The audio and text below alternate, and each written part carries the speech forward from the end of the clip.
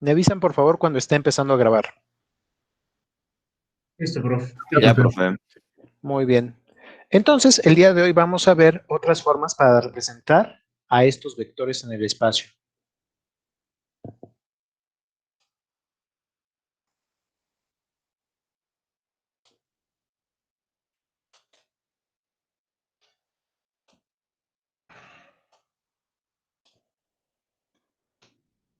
Muy bien, entonces la aproximación que conocemos ahorita, yo le llamaría que tenemos dos. Tenemos la escalar y la vectorial. Recordando la versión escalar, déjenme acuerdo si estamos bien.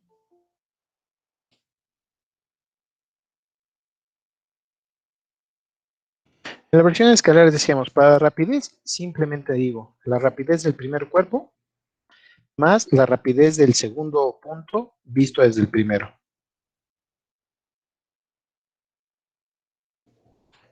Bueno, para rapideces no funciona. Esto va a funcionar únicamente para velocidades.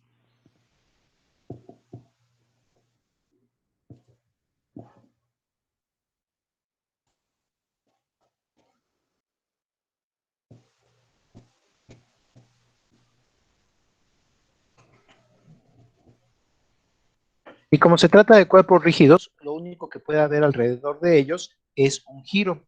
Qué bueno que el radio fue constante. Lo que pasó con el ejercicio que estamos haciendo la clase pasada, en donde la magnitud de la manivela era constante, solo veíamos cómo el punto B giraba alrededor de A. ¿Se acuerdan? Describiendo A, bueno, pero esto ya no es la versión escalar. La versión escalar solamente me está hablando de esta sección, donde me decía que era omega por R.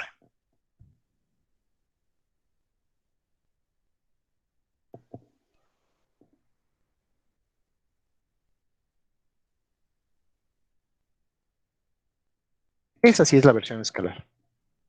La rapidez era la velocidad angular por el radio. ¿Sí funciona así? ¿Hubo algún problema con esta descripción? No. Muy bien. De ahí entonces tendría que ver cómo es la aceleración tangencial, el cambio de la rapidez al tiempo. Para el cambio de la rapidez al tiempo voy a derivar directamente a estos términos. Y diría, aceleración tangencial es igual al cambio de la rapidez al tiempo. En esta versión escalar,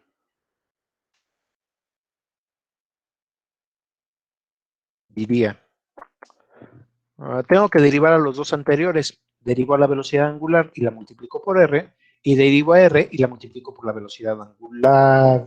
¿Cómo es el radio escalar si es un cuerpo rígido? Constante. Constante. Entonces, como es constante, simplemente digo R sale como constante y solamente derivamos a omega. Y entonces obtenemos a alfa. ¿Vamos bien hasta ahí? Sí. La aceleración tangencial, recordemos era el cambio de la rapidez al tiempo.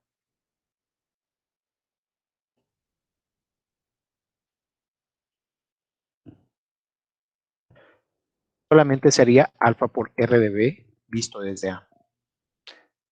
Me parece bien, pero me faltaría la aceleración normal.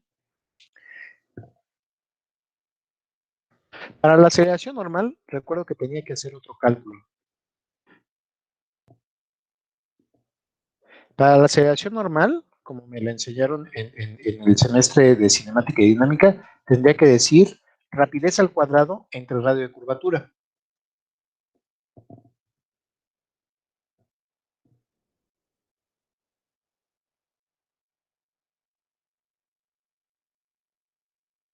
¿Sí se acuerdan? Rapidez al cuadrado entre radio de curvatura. Sí, profe. Sí. Sustituyendo directamente lo que tenemos aquí, tendría que decir rapidez al cuadrado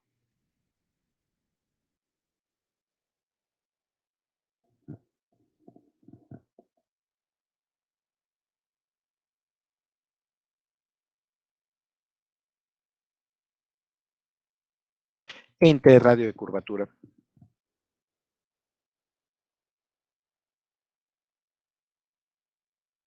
Haciendo las operaciones correspondientes, simplemente me quedaría la rapidez angular al cuadrado, la velocidad angular al cuadrado, por el radio que estamos analizando. Y esa versión escalar es una muy buena primera aproximación. Fue la primera parte del ejercicio que estábamos haciendo la clase pasada. ¿Se acuerdan? Omega por R. Omega por R. Pero nos resultó corta. Nos resultó corta porque ya cuando queríamos llegar entre el elemento B y el elemento D, entre el muñón de la manivela que daba vueltas y el pistón, ahí ocurría algo distinto. Ya no me servían solamente las partes escalares porque ya tenía que ver cuál era la orientación. ¿Se acuerdan? Así es. Entonces recurrimos mejor a una descripción vectorial. En la versión vectorial, la diferencia que debería sería, primero que necesitamos ponerle una testa. En esas versiones vectoriales, para identificar que son vectores, generalmente los ponen con una testa o con alguna letra negrita.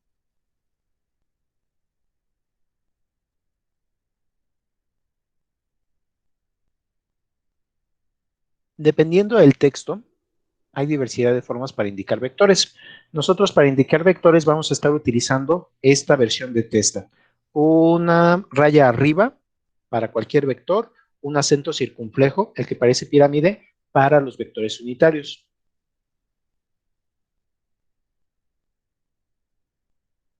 Entonces, por suerte, esto podríamos describirlo fácilmente.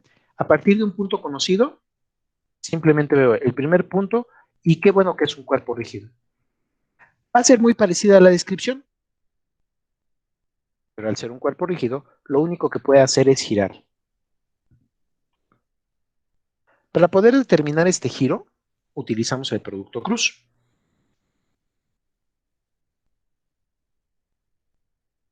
Pero para ello también tuvimos que definir al vector omega.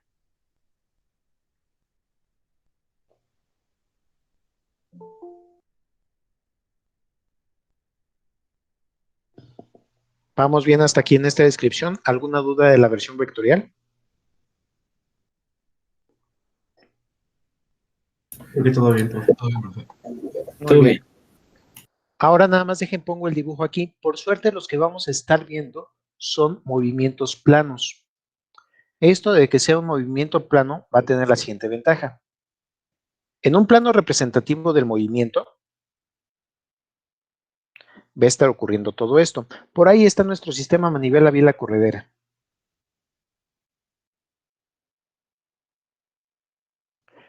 Y perpendicular a ese plano, en algún punto, déjenle voy a poner un apoyo, donde esté el punto fijo, donde estaba la manivela. Pasando por ese punto y perpendicular al plano, es donde definimos la línea de ejes. Si no mal recuerdo, ustedes deben de haber llevado dibujo mecánico en primer semestre, algo por el estilo. Entonces, una línea de ejes la pinto por medio de un punto raya, ¿se acuerdan? Sí. Sí. Muy bien, punto raya, punto raya, punto raya. Ah, bueno, esa era la línea de ejes dentro del dibujo. A nosotros nos va a servir para identificar que por ahí está pasando la velocidad perpendicular al plano, la velocidad angular.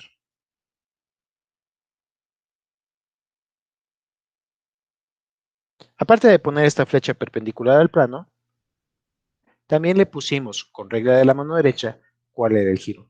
Y entonces agarramos a esa flecha que tenemos ahí y vemos hacia dónde es que, poniendo el dedo gordo en dirección de la flecha, vemos hacia dónde es que nos indica el giro. Es mano derecha. No sé si ustedes me están viendo en reflejo, pero es mano derecha. Háganlo ustedes con su mano derecha.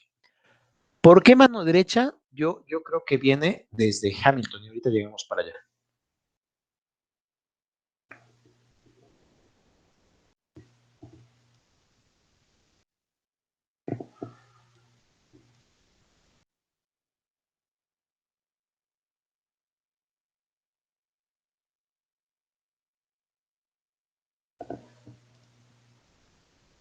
A este le deben de llamar pseudovector porque en realidad el vector no les indica el giro. Ustedes tienen que montar la regla de la mano derecha sobre el vector para saber hacia dónde es que está girando.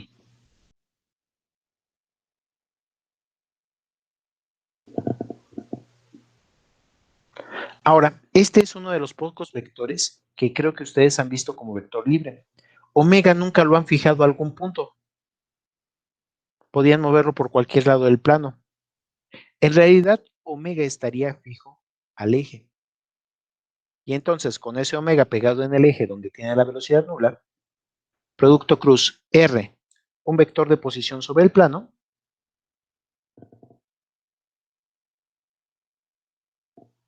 pueden encontrar la velocidad lineal de un punto.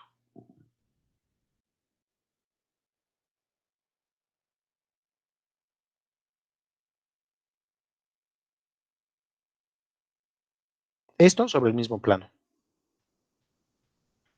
¿Vamos bien hasta ahí?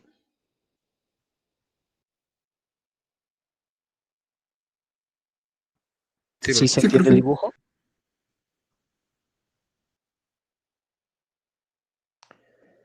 Agárrense tantito. Me estoy saliendo de la asignatura, me voy a ir a la siguiente asignatura. Resulta que esto lo puedo hacer también en el espacio.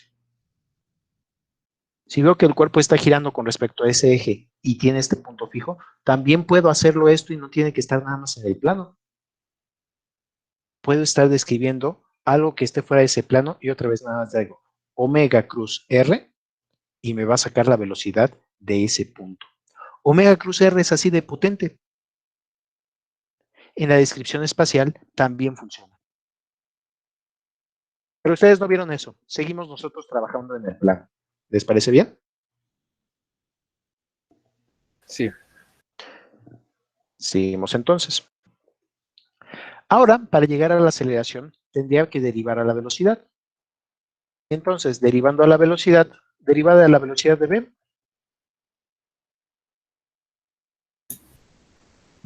Aceleración en B. Aceleración de B. muy bien, va a ser igual a derivada de la velocidad de a, Aceleración en A.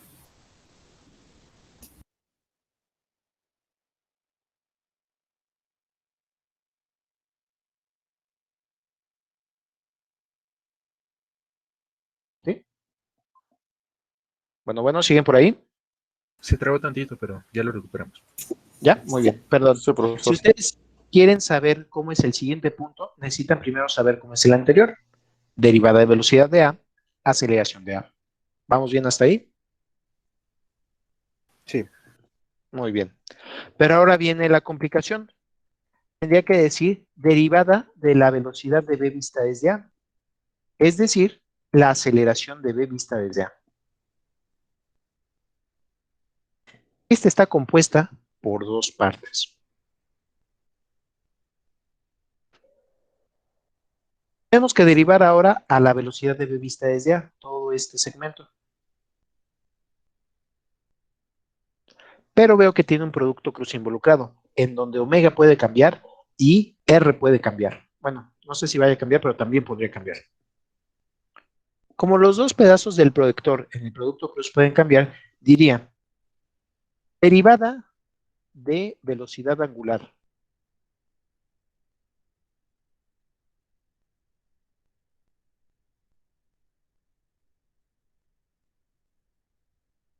Espérenme tantito que algo se me borró aquí.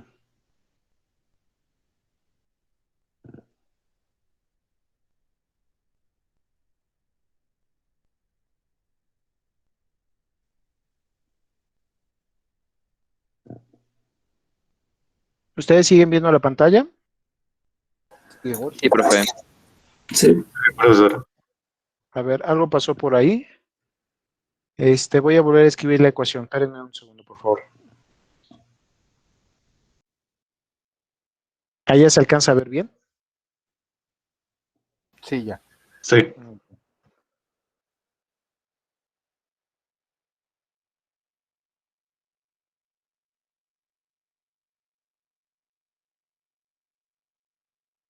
Bien, entonces sería más aceleración de v vista desde a.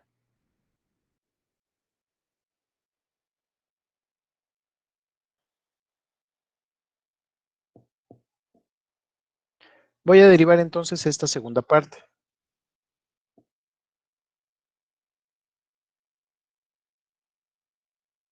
Al derivar esta segunda parte, tendría lo siguiente. Más. Y ahora primero tengo que derivar a omega.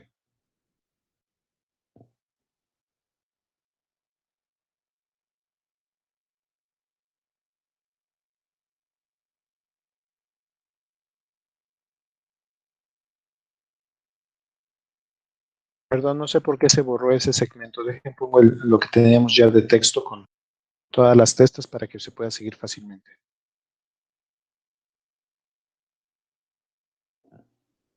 Listo. Entonces ahora primero voy a derivar a omega.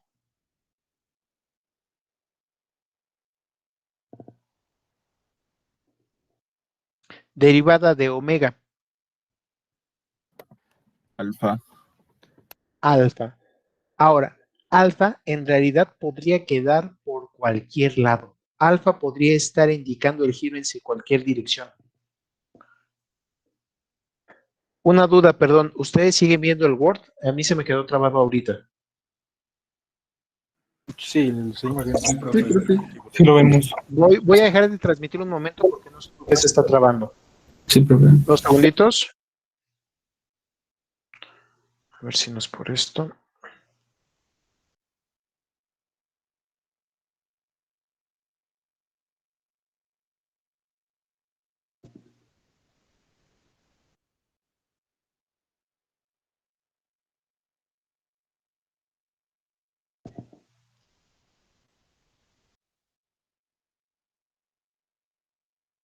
Perdón, tuve que reiniciar el Word.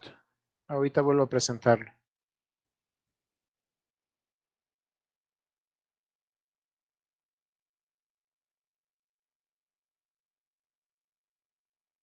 Ustedes me dicen cuando se vea, por favor.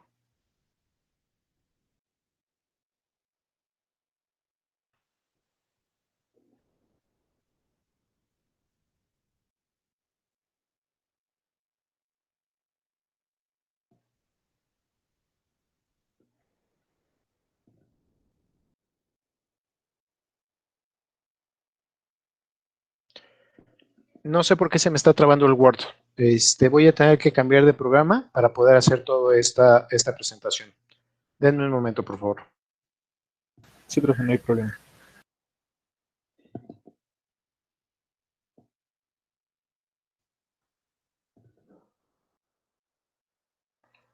¿Ya alcanzan a ver ustedes uno que dice matemática?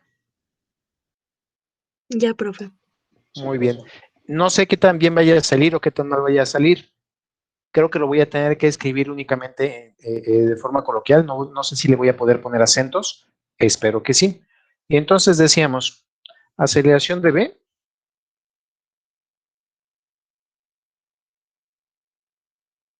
es igual a aceleración de A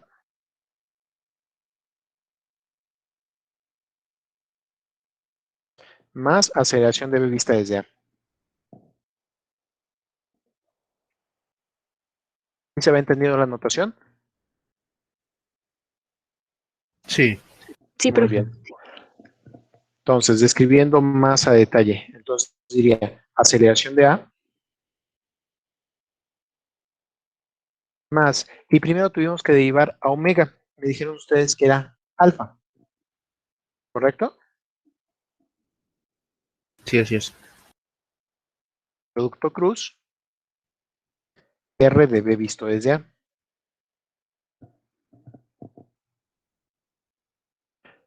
Pero es posible que R de B visto desde A también cambie. ¿Cómo va a ser posible? No va a cambiar en magnitud. Lo que sí está teniendo es un cambio de orientación. Entonces, ahora la segunda parte tendría que decir omega, producto cruz. Y esta parte se va a poner interesante, porque tendría que decir R de B visto desde A, derivado.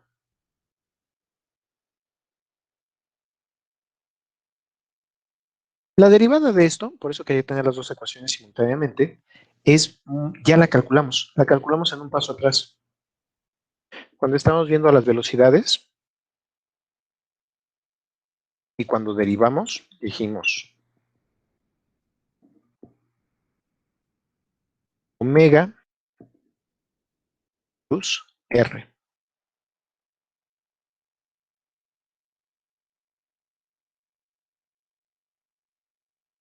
Vean que aquí ya derivamos a R de B visto desde A. Es la derivada de la velocidad de B vista desde A. Es este producto, esta derivada.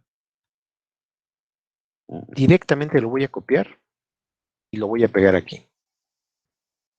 Pero mucho cuidado. Si lo pongo sin paréntesis, parecería que tendría omega cruz omega. Y el producto cruz entre dos vectores que son el mismo, me va a dar 0. Por eso es que tengo que aclarar con paréntesis. Es la jerarquización de las operaciones. ¿Hasta ahí vamos bien? Sí, profe. Sí, profesor.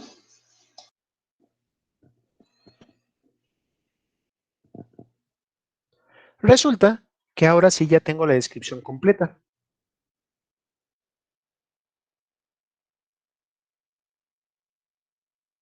Tengo una descripción que me va a estar tomando entonces para los cuerpos rígidos la aceleración del punto anterior más alfa cruz R de B visto desde A. Oigan, este es el equivalente al alfa por R. ¿Se acuerdan? ¿Cómo le llamamos a alfa por R hace unos segundos? Aceleración tangencial. Aceleración tangencial, solamente que ahorita diría es aceleración tangencial relativa. Ahora estamos viendo, ya que nos movemos con un primer punto, cómo va a ser la aceleración en dirección tangente, perpendicular al radio.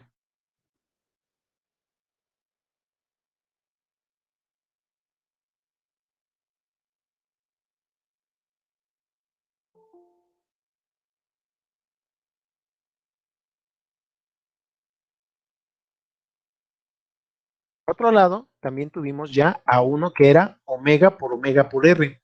¿Cómo le llamamos al que era omega por R? Aceleración normal. Entonces vean que ya tenemos estos conceptos. Era la aceleración normal,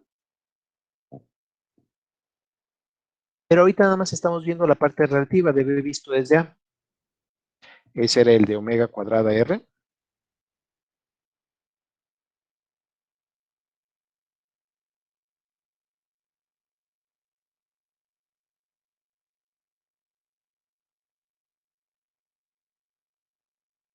Y la voy a llamar aceleración normal relativa.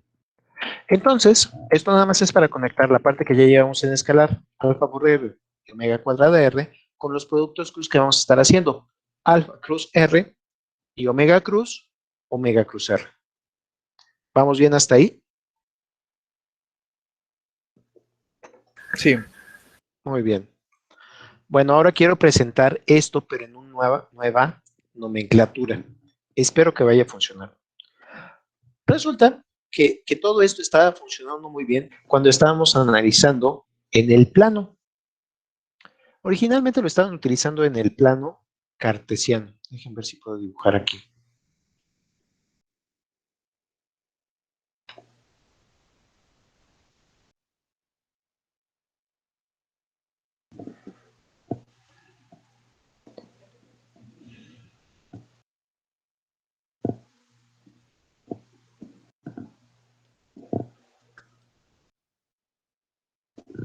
Y entonces cuando estábamos dibujando primero en una línea recta, eso era bien fácil.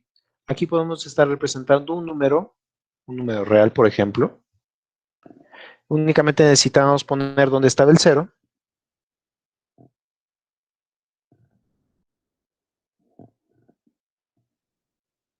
Y una vez que teníamos localizado ese cero, darle una cierta escala. Saber cada cuántos cuadritos era un uno o el otro o el otro. ¿Sí se acuerdan? Eso funciona muy bien cuando ustedes tienen un número real. Pero cuando ya se empezó a tratar de describir al plano, empezaron a ocurrir algunos problemas. Resulta que con un número no era suficiente. Y ahí viene entonces Descartes.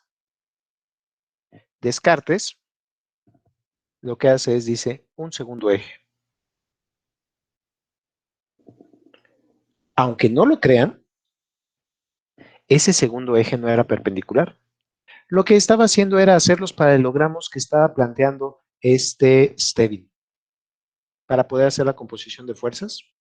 Decía fuerza 1, fuerza 2 no ortogonal, y de ahí tendría que crear el paralelogramo.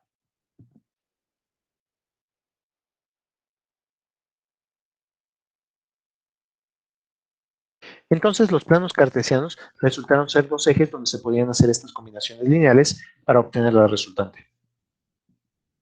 Se ven raros porque los planos cartesianos que ustedes conocen no son así, no son oblicuos. ¿Cómo son los planos cartesianos que ustedes conocen?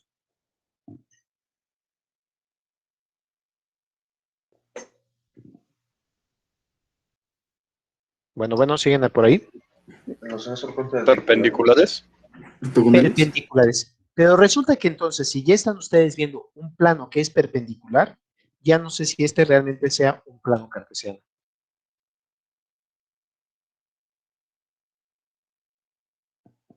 Si ustedes están teniendo un primer eje, en donde solo el primer eje se va a combinar con el primer eje, y un segundo eje, en donde solo el segundo eje se va a combinar con el segundo eje, cierto, es el siguiente es el siguiente paso del plano cartesiano, en donde hacen coincidir un cero, me parece muy bien,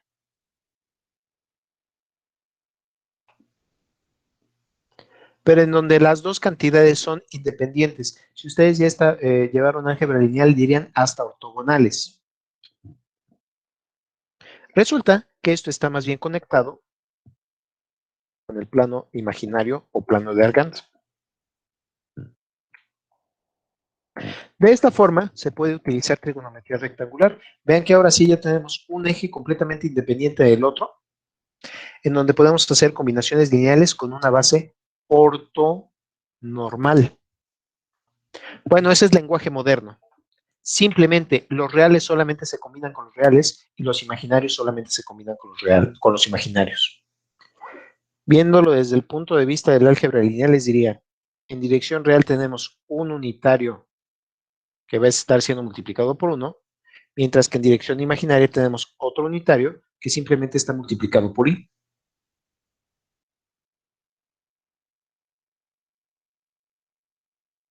¿Sí vamos bien?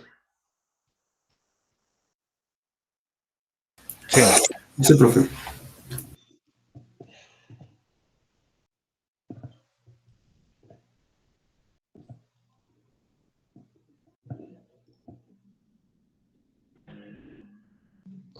Entonces, sí, es el siguiente plano, es el siguiente paso de un plano cartesiano, pero ahora con ortogonalidades con i y 1. Resulta que entonces aquí podemos utilizar un número en su forma binomial. Para escribir un punto desde este origen, simplemente tendría que decir cuánto es su parte real y cuánto es su parte imaginaria. ¿Ven las similitudes que tiene con un vector? ¿Cuánto es su parte real? ¿Cuánto es su parte imaginaria?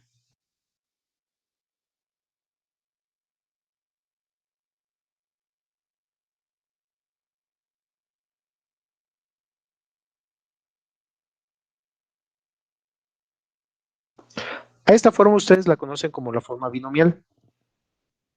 A en reales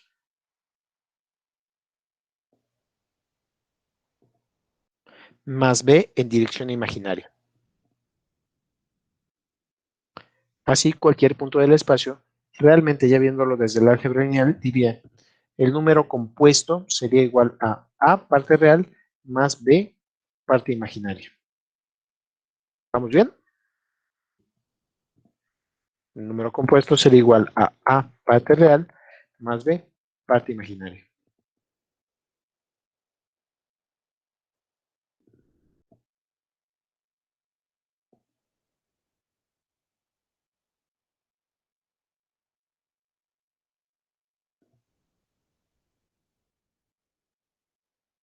¿Qué otra forma tenemos para describir a este número compuesto o complejo?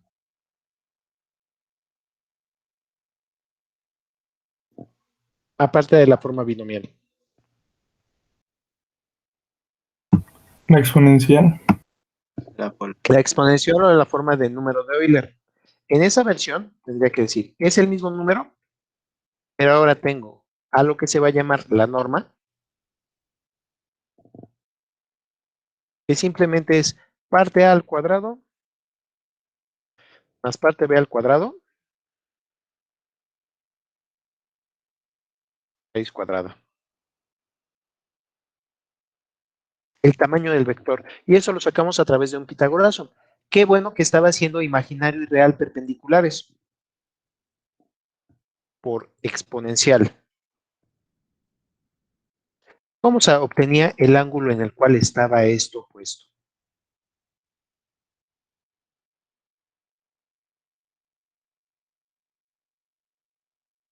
El ¿Cuál es ángulo el con la cateto opuesto? tangente Ajá. de la parte imaginaria sobre la parte real. Bien, déjalo escribo entonces. Dices arco cuya tangente sea la parte imaginaria, es decir, la altura que tenga B, entre la parte real. Me parece muy bien. Lo único que no me gusta de esta versión es que arco tangente solo alcanza a ver entre 0, no es cierto, entre menos pi medios y pi medios. Necesitamos tener cuidado con la definición de este arco tangente. Tal vez requiere un arco tangente que sí alcanza a ver el segundo y tercer cuadrante.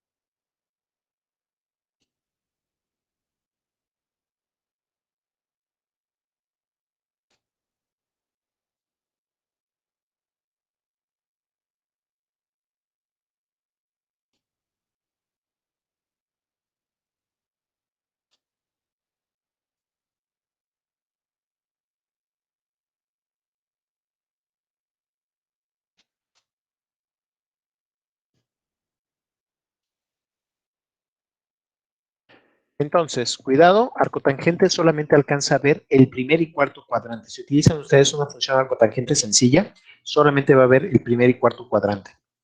Es decir, les va a dar entre menos 90 y 90 grados. Para saber si ustedes están en el segundo o tercer cuadrante, necesitan ver cuáles son los signos que tienen de la parte real y de la parte imaginaria. Hay una función que se llega a utilizar en algunas calculadoras, es arcotangente 2, en donde ustedes se introducen A y B, parte real y parte imaginaria, con el signo correspondiente, y analizando los signos, sabe si está en primero, segundo, tercer o cuarto cuadrante.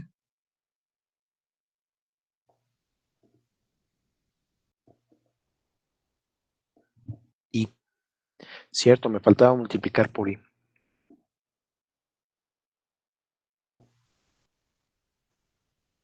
Entonces, esta otra versión, en la forma de Euler de un número complejo, a mí me gusta mucho porque aquí va a tener ciertas similitudes con los vectores. Observen que A y B corresponde con la magnitud A al cuadrado más B al cuadrado medios, simplemente viene siendo el radio que tiene el elemento.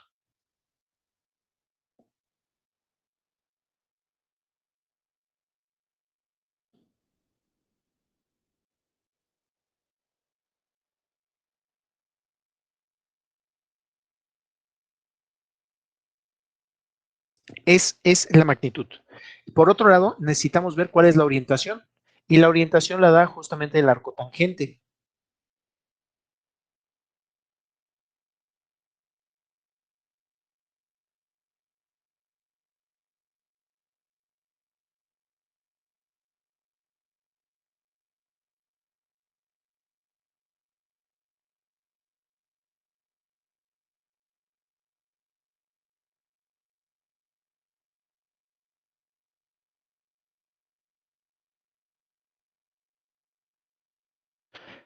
Vean que en realidad estamos haciendo la transformación entre coordenadas XY, coordenadas cartesianas, y coordenadas polares. ¿Se ve qué es esta transformación?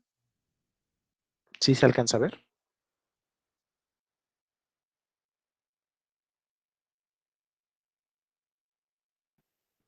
Sí, profe. Entonces, por medio de un número complejo, igual que lo que tenemos con un vector, podemos estar representando un segmento dentro del plano y ver cómo es que está funcionando.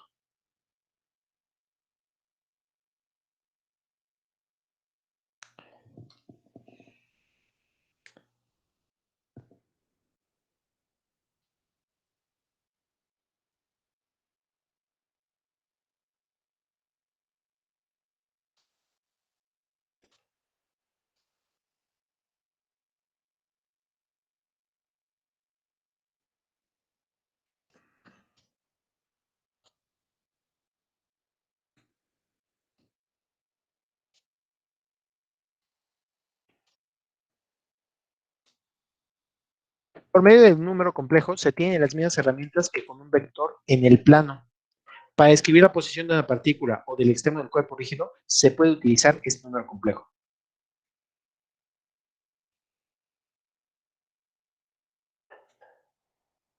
Los resultados serán similares a tener un sistema polar.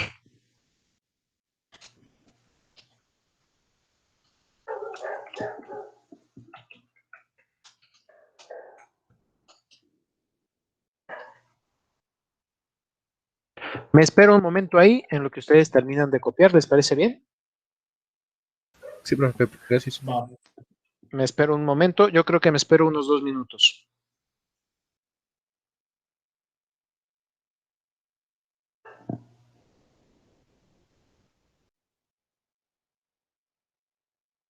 ¿Así se alcanza a ver bien?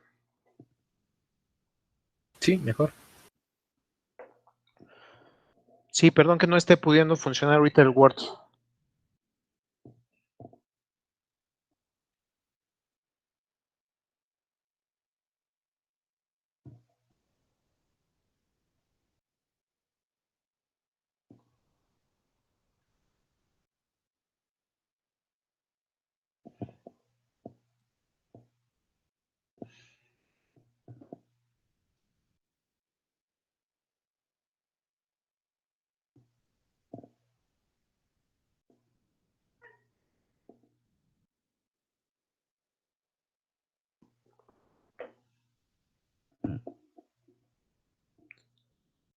Estos números complejos van a tener las mismas propiedades de descripción que un vector. Tienen una restricción. Los números complejos en esta forma que la vemos binomial o en la forma de Euler solo sirven para describir movimientos en el plano.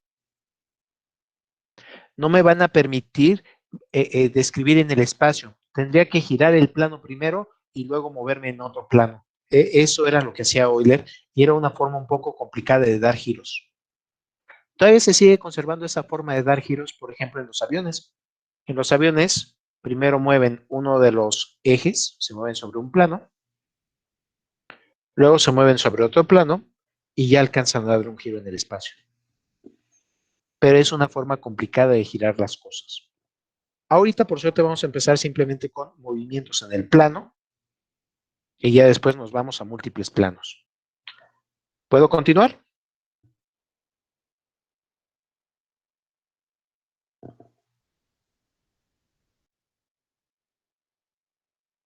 Sí, profe. Muy bien. Ya. ¿Ya? Entonces diría posición, pero ahora es posición en versión número complejo. Y la posición de un vector cualquiera, ahora número complejo, simplemente diría R de B vista desde el origen.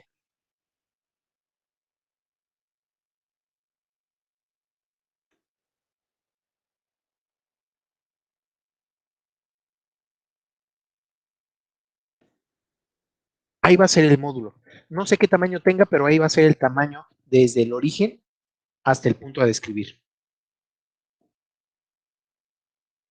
Yo creo que lo voy a poner mejor A. Y ahora para describir la orientación tendría que decir número de Euler, E a la teta I.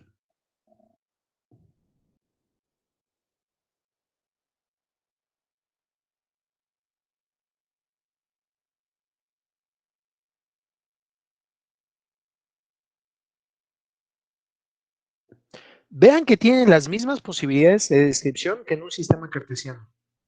Magnitud, vista desde un cierto punto. Orientación, vista desde el eje real. ¿Todo el mundo de acuerdo?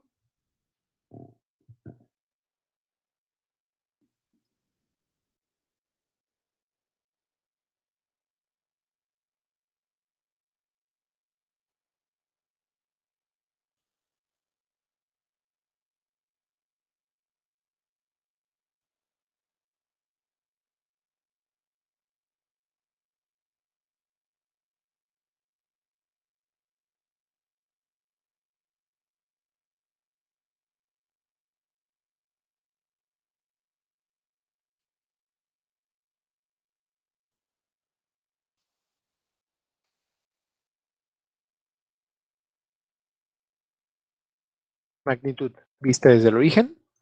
Orientación, medida desde el eje real.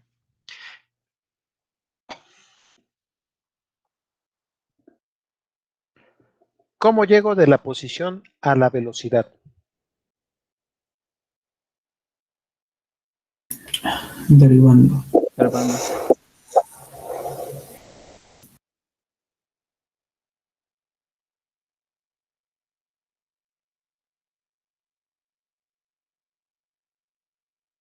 Derivando. ¿Al número complejo? Sí, al número complejo. Derivando al número complejo al tiempo, puedo obtener la velocidad. En este caso, como todavía no se está considerando un cuerpo rígido, vamos a considerar la longitud variable.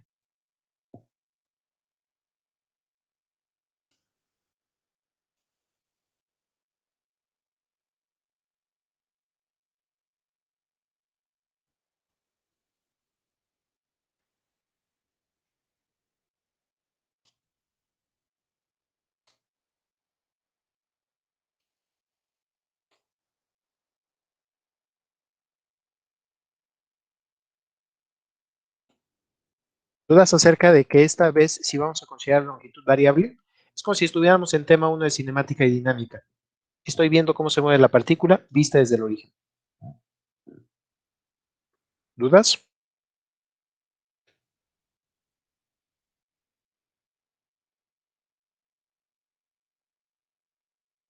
También hay otra consideración. Como el ángulo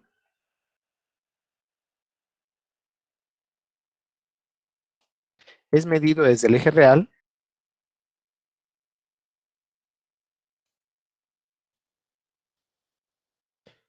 siempre desde la misma referencia, se considera un ángulo absoluto.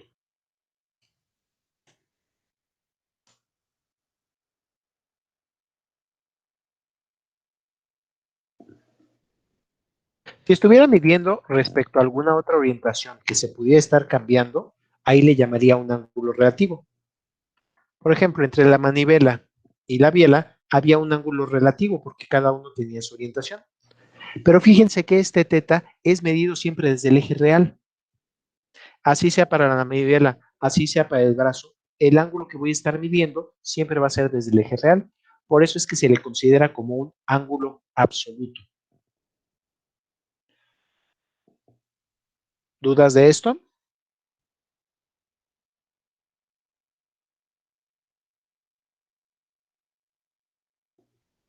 ¿Puedo continuar? Sí, profe. Pues entonces derivemos. Derivada de la posición, la velocidad. Derivando a la posición diría velocidad. Pero cuidado, porque ahora tendría que estar derivando al primero, multiplicando por el segundo, más, son dos números, vean que son dos cosas distintas. Una es la magnitud y la otra es la orientación. Y ahora tendría que decirle más. Y ahora conservo al primero y derivo al segundo. ¿Quién ha escuchado hablar de esta notación punto? ¿O notación de manchas? Sí, profe. Sí, profe. Notación de Newton realmente. Y por cada punto que le estoy poniendo en la parte de arriba, estoy diciendo una derivada.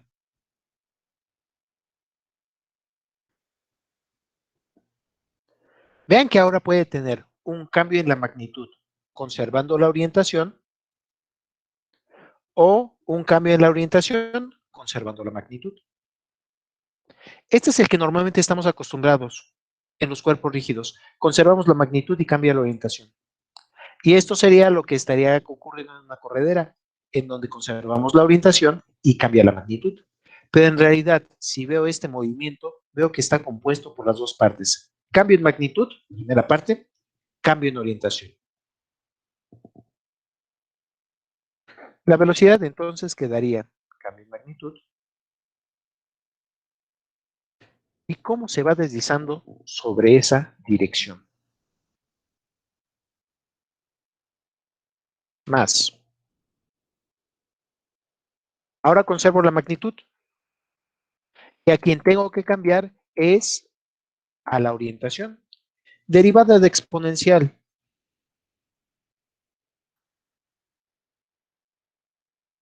La derivada de su argumento y por misma expresión. La misma expresión, igualito, por la derivada de su argumento. Y entonces ahora quien voy a tener que derivar es a teta i. Derivando a teta i. Solamente estoy derivando el argumento.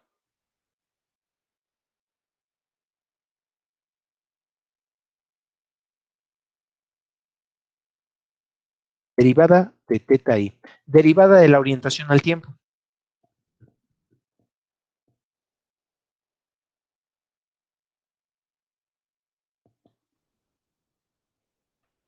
La velocidad angular.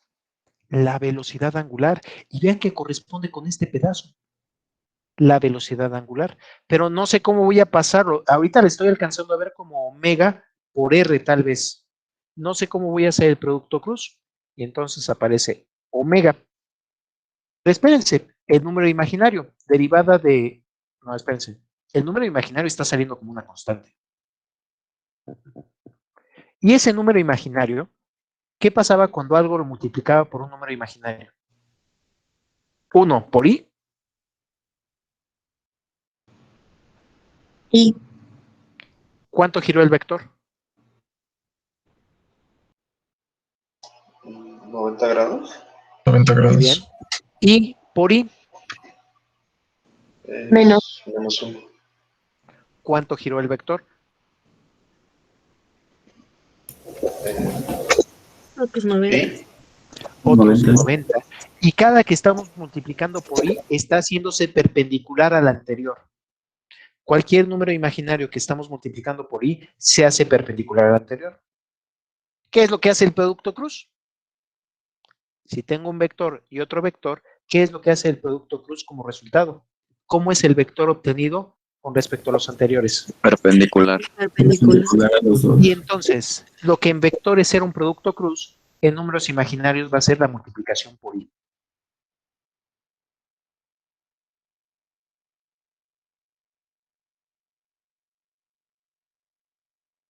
Voy a reacomodar esta expresión. Es la misma, solamente la voy a reacomodar para que se alcance a ver bien que resulta prácticamente lo mismo.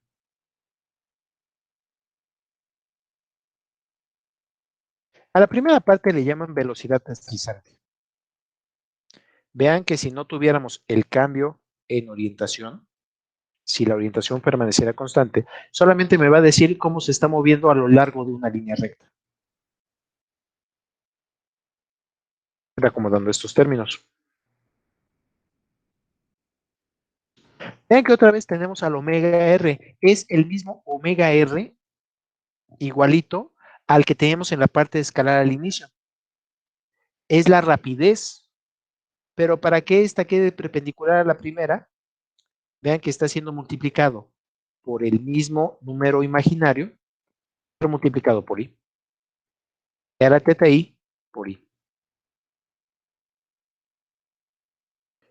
Los números imaginarios, este e a la teta i, ¿cuánto es su módulo?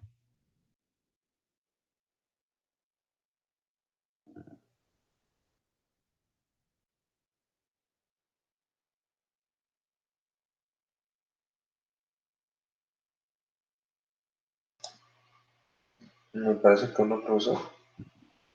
Entonces, estos están fungiendo como vectores unitarios. Vea que el primero, su módulo va a ser un 1 orientado en dirección teta, mientras que el segundo, otra vez sacándole su módulo, pues al multiplicarlo por un 1 imaginario, tampoco cambia su módulo, sigue siendo un módulo de 1. ¿Ven cómo está haciendo entonces esto una base ortonormal? Sí. Muy bien. Este, si lo pongo en forma binomial, tendría que decir que es R por cis coseno de teta en dirección real más y seno de teta. ¿Correcto? Así es. Vean que tiene las funciones de un unitario. La única diferencia que tendría con el unitario, si ya quisiera pasarlo a vectores, algo que está funcionando casi igualito, sería coseno de teta en dirección I1, primera coordenada, más seno de teta en dirección 2J. ¿Ven cómo tienen características similares? A esto se le conoce como isomorfismo. Pero homomorfismo, déjenme acuerdo. Ahí ya me estoy metiendo con esas clases de álgebra lineal.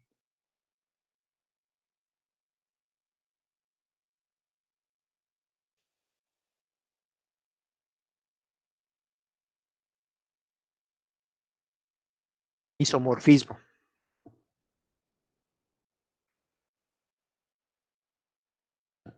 Hacen lo mismo, aunque están con elementos que son distintos. Tienen las mismas propiedades, pero uno es un número complejo, mientras que el otro es un vector.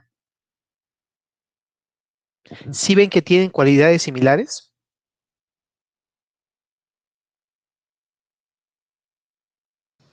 Sí, profe. Muy bien. A este, si lo estuviera llamando en forma de vector, le llamaría vector radial. Al primero. Vean que este está apuntando directamente en la dirección teta. Coseno de teta en I, seno de teta en J. Me está diciendo cómo está haciendo el vector y está utilizando el ángulo visto desde el eje real. Ahora voy con el otro.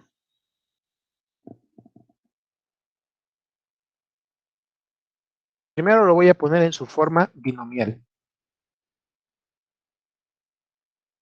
Y coseno de teta más I por I seno de teta. Simplemente multipliqué al anterior por un I. I por I Menos uno. menos seno de teta en reales más I coseno de teta.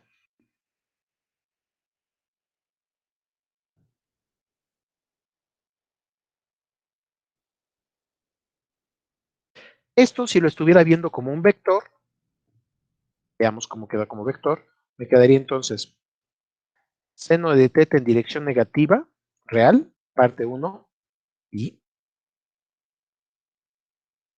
más coseno de teta en dirección 2, J. A este se le conoce como vector transversal. Déjenme acuerdo cómo es. Es radial, transversal. Ah, ya sé. Uno está apuntando en dirección del radio y el otro creo que es perpendicular.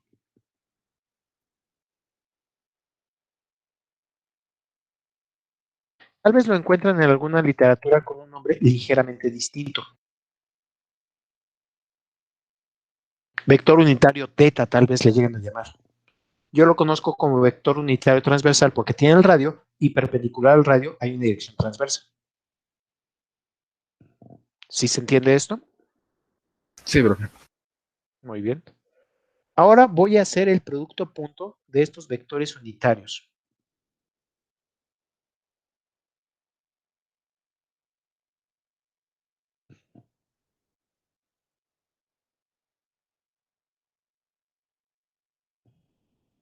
Y diría, parte I por parte I, seno coseno, negativo.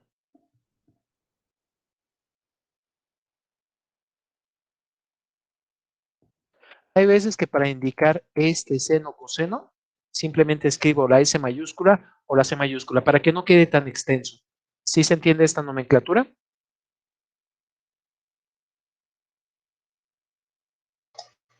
Sí, profesor. Muy bien. Ahora voy con la parte en J, más.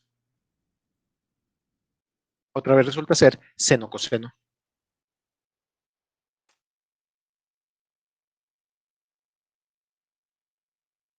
Seno coseno de teta menos seno coseno de teta, ¿cuánto me va a dar? Siempre.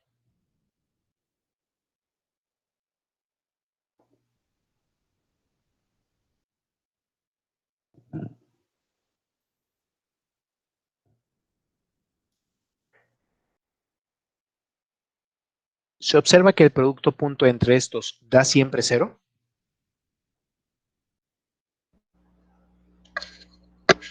Sí.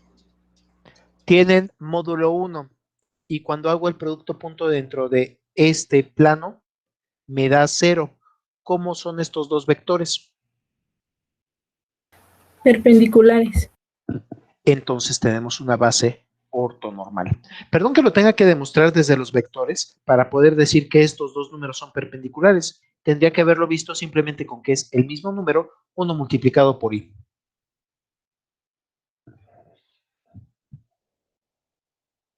Entonces lo que estamos teniendo es un nuevo sistema de referencia, un sistema de referencia llamado radial transversal, en donde podremos ver ahora la velocidad como una velocidad en dirección radial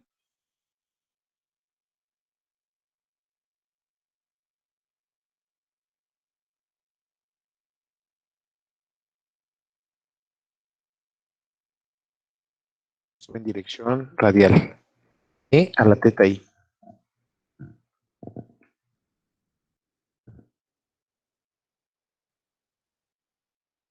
Y una parte que está ocurriendo en dirección transversal, omega por r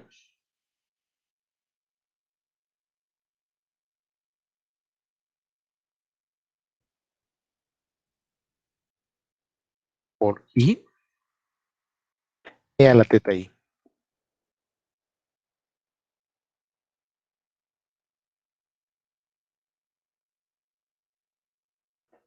Velocidad deslizante o velocidad radial y velocidad transversal.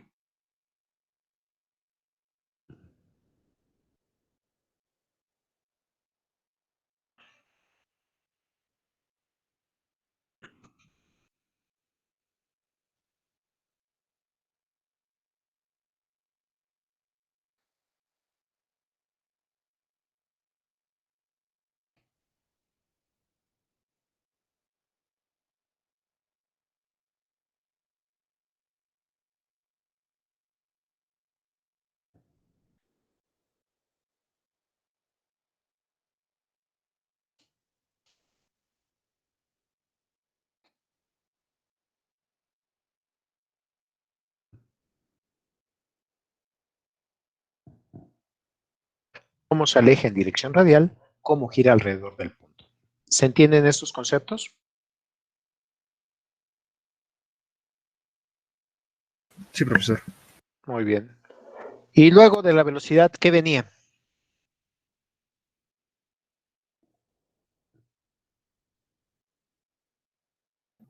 La aceleración, ¿Cómo llegó a la aceleración? derivando. Volviendo a derivar entonces. Ahora, si quiero llegar a la aceleración, tengo que decir que es la derivada del tiempo de la velocidad. Voy a tener que ir derivando cada uno de estos términos, pero mucho cuidado. Este sí puede cambiar cómo se está alejando. Puede cambiar la orientación, puede cambiar la velocidad angular y ya vimos por ahí el cambio de R de A visto desde O. Cada uno de estos puede ir cambiando. Entonces voy a tener que hacer 1, 2, 3, 4, como 5 derivadas para poder obtener la aceleración. Voy a derivar al primer término. derivando al primer término. Ahora quiero ver cómo es que va incrementándose ese alejamiento y me queda R2 puntos. Esto me va a decir si se va incrementando el alejamiento en dirección radial o no.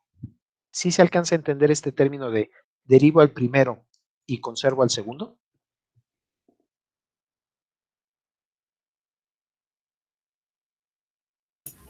Sí, profe. Sí, profe. Muy bien. Ahora voy con el otro. Ahora conservo al primero y derivo al segundo. ¿Cuánto daba la derivada de e a la teta i? A la teta I por omega Por omega y i. Con eso ya lo giramos 90 grados, quiere decir que ya le hicimos el producto cruz. Y a esta omega, déjenla reacomodar en otro sitio. Creo que ahorita la voy a dejar aquí, pero se puede reacomodar al principio. Derivada del primero por el segundo, más el primero por la derivada del segundo. ¿Vamos bien hasta ahí? Sí, profe. Muy bien. Voy con el siguiente término. Ahora tengo que derivar a todo esto. Y lo primero que puede cambiar es la velocidad angular. Derivada de la velocidad angular. Aceleración aceleración Alfa. angular. angular. Alfa. Aceleración angular y conservo a todo lo demás. Este quedó bien padre. Más. Ahora conservo a la velocidad angular, pero tengo que derivar al segundo. ¿Sí se alcanza a ver que tengo que derivar al segundo? Sí. Entonces simplemente le pongo un punto. Y ahora sí, alcanzo a ver la similitud entre el cuarto término y el segundo término. ¿Sí lo ven? Tal vez no tienen el mismo punto donde está omega y donde está R, pero ya tienen el mismo producto cruz, las dos magnitudes y la misma orientación. Eso fue la derivada del segundo por todo lo que sobra. Ahora voy con la derivada del tercero.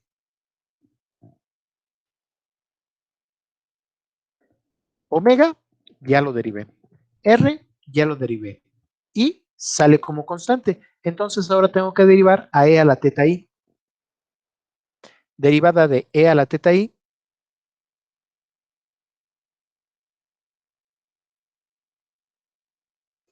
Omega por I por el exponencial. Omega por i por e a la teta i. Listo.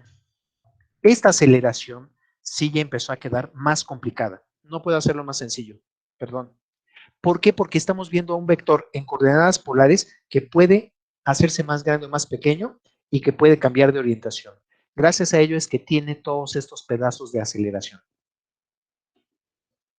Lo que sí, voy a reacomodarlos.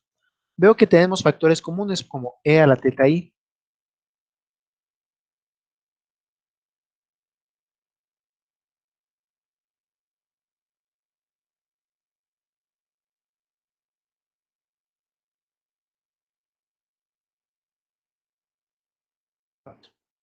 Dos segundos, por favor.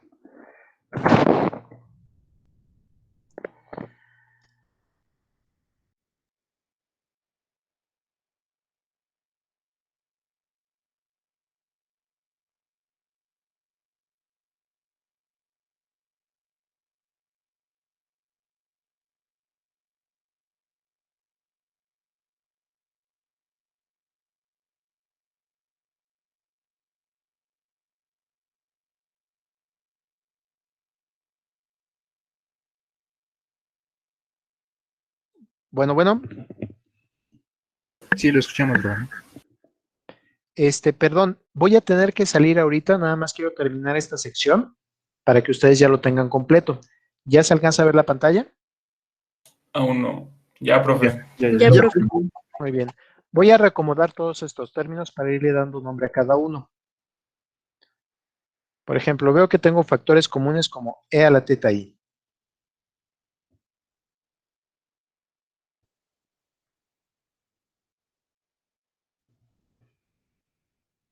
Y e a la teta i.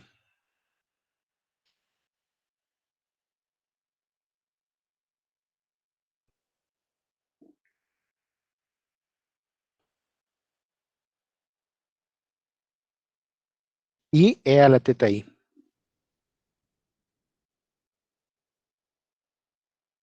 El primero, el segundo, el tercero. Ahora voy con este cuarto. ¿Ven que se repitió el término?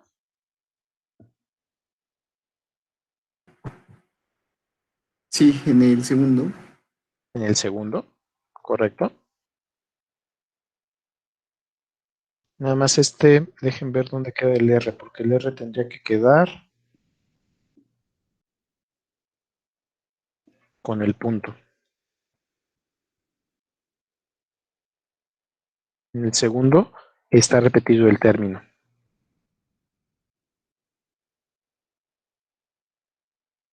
Así ya quedó, muy bien.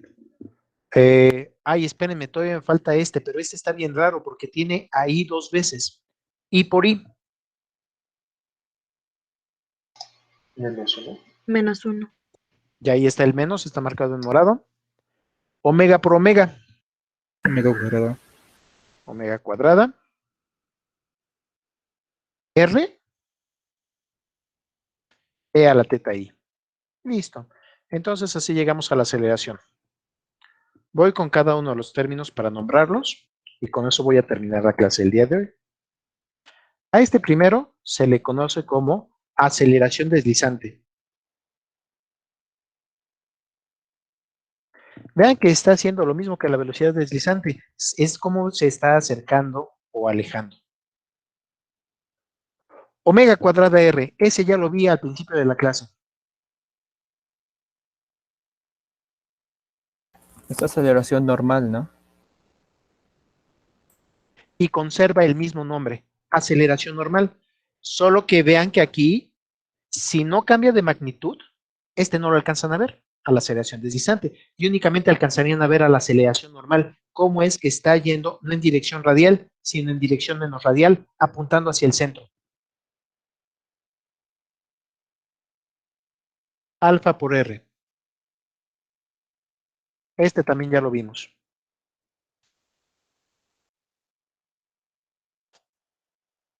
Tangencial. Y entonces, en aceleración normal y aceleración tangencial, esas ocurren cuando el segmento de recta no cambia de magnitud. R punto y R2 puntos son simplemente cero. Y solo nos quedaría la aceleración normal y la aceleración tangencial. Pero ahorita sí estamos viendo todo el complemento de estas aceleraciones y vean que nos sobró un término más. 2 omega R punto. ¿Sí se alcanza a ver este último término? Sí. Muy bien. Y va a ser la aceleración complementaria o de Coriolis.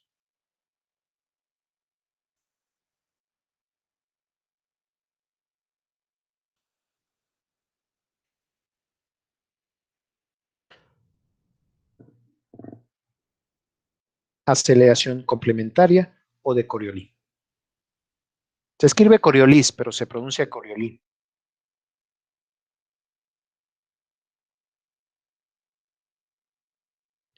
Lo que les pediría, por favor, es lo siguiente.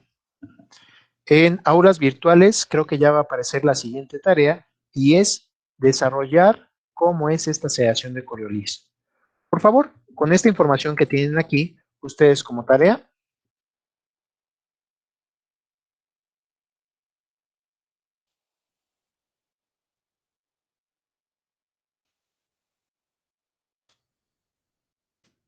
averiguar la historia e impacto de la aceleración de Coriolis. ¿Cuál es el impacto que tuvo el que tuviéramos estos sistemas de referencia que están rotando? Creo que es tarea número 2, ¿verdad? Sí, sería la 2. Averiguar la historia e impacto de la aceleración de Coriolis.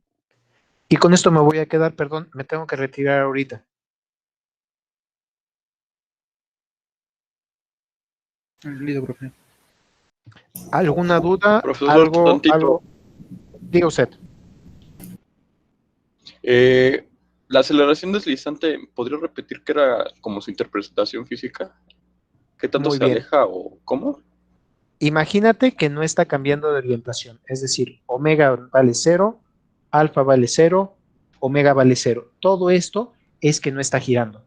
Únicamente te quedas con cómo está teniendo una aceleración en línea recta en la orientación radial.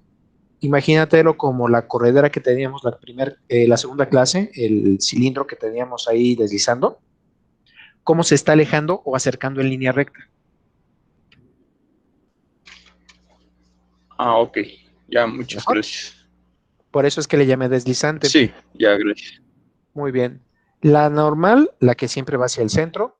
La tangencial, la que si fuera un solo círculo estaría perpendicular a la normal. Pero vean que ahora tenemos términos complementarios. La deslizante, como si se estuviera alejando en una línea recta, y este término, que es de los más raros, salió 2 veces, una de la primera parte y una de la segunda parte, llamada aceleración complementaria o de Coriolis.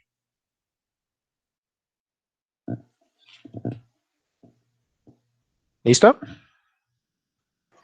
Profe, una última Sí, duda. Adelante. Para la tarea, se la subimos a la plataforma, ¿verdad? Sí, yo creo que al rato, regresando, les abro el espacio para que ustedes puedan subirlo a la plataforma. Ok, gracias. ¿Nos llega alguna notificación directo o es cuestión de estar checando? Yo creo que la voy a abrir para que esté disponible la entrega a partir de mañana y hasta la clase del jueves. Ok, Va a gracias. aparecer el espacio ahí abierto en la plataforma. Vale, vale, gracias. De nada, ¿alguna otra duda?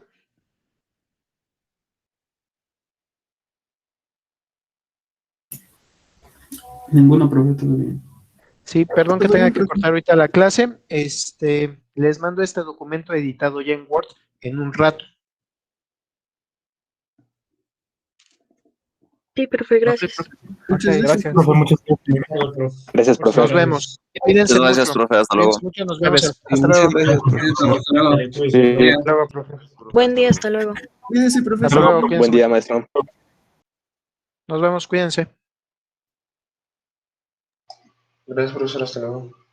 Hasta luego, me espero a que salgan para que pueda cerrar la llamada. Hasta luego, profe. Hasta luego, voy a cortar ya la transmisión.